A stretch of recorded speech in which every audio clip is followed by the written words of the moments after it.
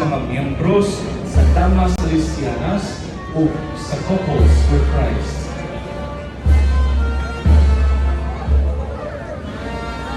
Santa Maria sa Betania.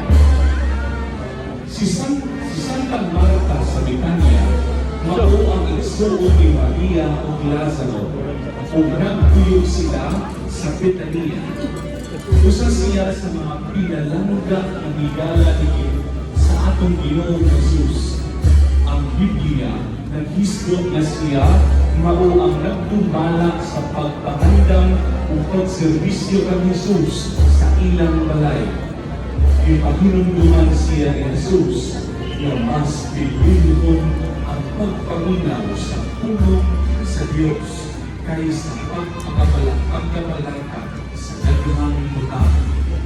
Santa Marta de Betania, iampo mo kami. Pangmanero, Pamilya Rita Plaza, pag-aubanan sa mga miyembro sa kapulungan sa Divine Mercy o sa Friends of the Divine Mercy. Santa Salome, asawa ni Zebedeo o inahan sa mga apostoles na si San Juan o ni Santiago Mayor. Sumusunod sa atong Ginoo o saksi sa iyang kamatayon o usa sa mga nagilubong kaniya.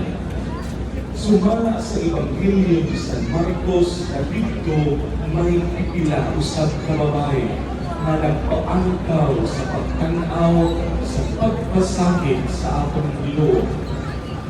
Ubang adto si Santa Salome.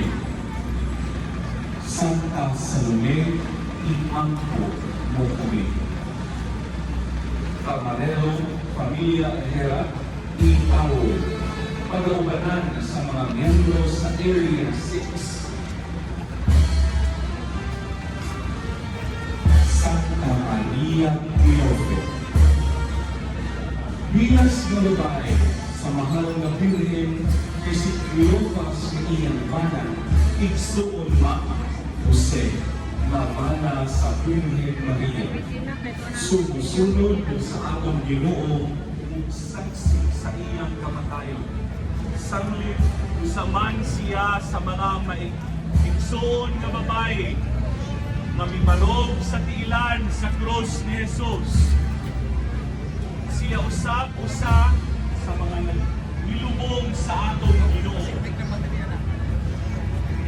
Santa Maria Cleofe, iampo mo kami.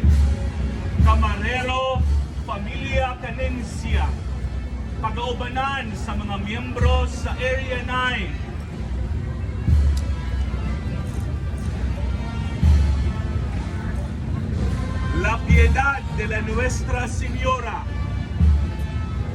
Kini mao ang pagpakita